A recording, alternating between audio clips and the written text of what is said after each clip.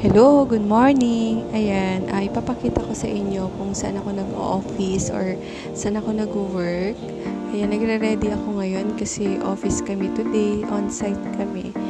Bale, 4 days na po pala and 4 days sa office and 1 day sa bahay na lang. Ayan, naglalakad ako papuntang office na. So, ano lang naman yan, 10 to 15 minutes lang from dun sa binabaan ko. So, exercise na din siya sa lahat ng pinanghihinaan ng loob, sa mga hindi nakakahanap ng work, tiyaga lang, magano lang kayo, apply lang ng apply, magkakaroon din kayo ng work.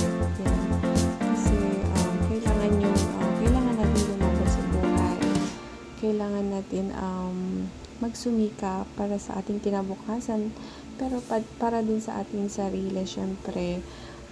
Bale, ayan, malapit na ako sa office. Yan. Diyan po pala ako nag-work. Tapos, diyan din nag-shooting si Catherine Bernardo. Dun sa A Very Good Girl niya ngayon. Diyan mismo. Diyan mismo siya nag-shooting. So, paakyat na tayo ngayon sa office. Sa 26th floor po pala ako. Ayan. So, picture-picture lang ang person dyan. So, huwag tayong panghihinaan ng loob. Kailangan natin lumaban, kailangan natin harapin yung realidad. Kasi kapag panghihinaan tayo ng loob, walang mangyayari sa atin sa buhay. Maging matatag lang tayo sa lahat ng oras para din sa atin to, and syempre para makatulong din sa pamilya. So, yun. Andito na po pala ako sa office. Ayan. Madilim pa. So, super aga ako pumapasok lagi. Kasi ayokong malate. Ayan. So, bago ako mag-start, so work is, nag-retouch muna ako. Ayan. Then, kwento-kwento lang with workmates. Catch up lang. Syempre, papaganda din naman kasi sobrang pawis ko. Ikaw ba naman maglakad ng 15 minutes? Yan, sobrang init. So, retouch lang bago pumasok kasi nakakaya naman. Ayun. Then, kwentuhan lang.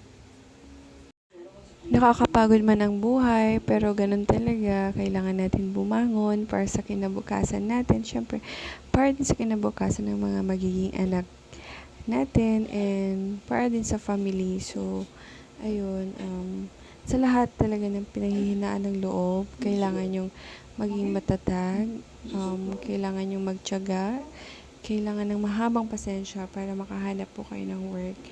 And, sobrang hirap talaga ng buhay, pero kailangan natin bumangon. At sa mga hardworking naman dyan, kung napapagod kayo, magpahinga lang kayo, tapos bangon ulit, tapos pasok ulit. Ganun talaga ang buhay.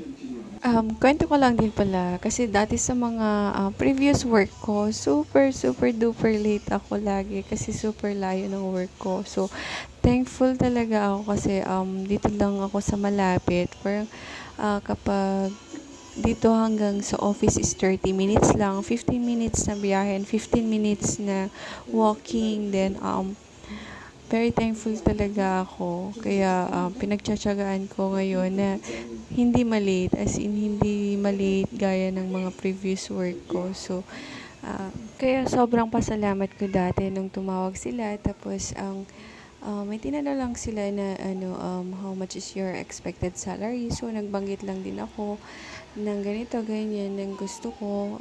Then, hindi ko inakala, hindi ko expected na mas higher pa pala yung nasa contract nila. So, super happy talaga. So, mga naghahanap ng work dyan is wag kayong mawawala ng pag-asa, kasi darating at darating din yung tamang trabaho para sa inyo na magugustuhan nyo at magiging masaya kayo. Kaya kung palagi ka man bumabagsak sa mga interviews mo, sa exam mo, sa pag-a-apply, is take mo na lang yan as positive na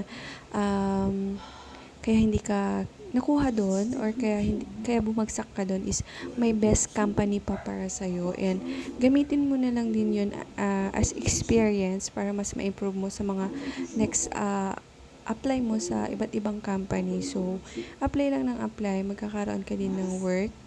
Always lang na mag-pray ka kay God na kailangan mo ng guidance, kailangan mo ng help para dun sa mga tinatahak mo, landas. So, yun. Pero bago ka din mag-apply, bago ka din um, pumunta sa interview mo, is kailangan mo din aralin kung ano yung company or anong position yung ina-applyan mo para kung sakaling may mga questions sila na do you know about this company, ganyan, is at least alam mo yung isasagot mo, at least may idea ka na. So, yun lang yung mga payo ko dun sa mga nag-a-apply, magpakatatag kayo, and kailangan ready kayo kapag may interview kayo, kailangan nyo pag-aralan lahat. So, hindi naman na kailangan kabisaduhin nyo yung company or yung position na applyan nyo. At least man lang is may idea kayo at may maisasagot kayo dun sa ina-applyan nyo. And dapat, kailangan maging happy ka din dun sa mga ina-applyan mo. Kasi mahirap naman pag dahil lang sa gusto mo nang magkaroon ng trabaho is susunggaban mo na lahat ng position na kahit hindi ka naman masaya. So, ito na nga, papasok na ako sa loob. So, mag-i-start na ako sa mag-work. Ayan. Ganito lang yung setup ko everyday kapag sa office. So, andyan. Ayan. Super seryoso, pero, hindi, kapeng-kape na ako dyan.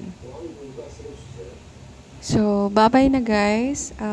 Thank you sa panonood, and God bless, and sana magkaroon na po kayo ng trabaho. Yan lang. Thank you. Bye.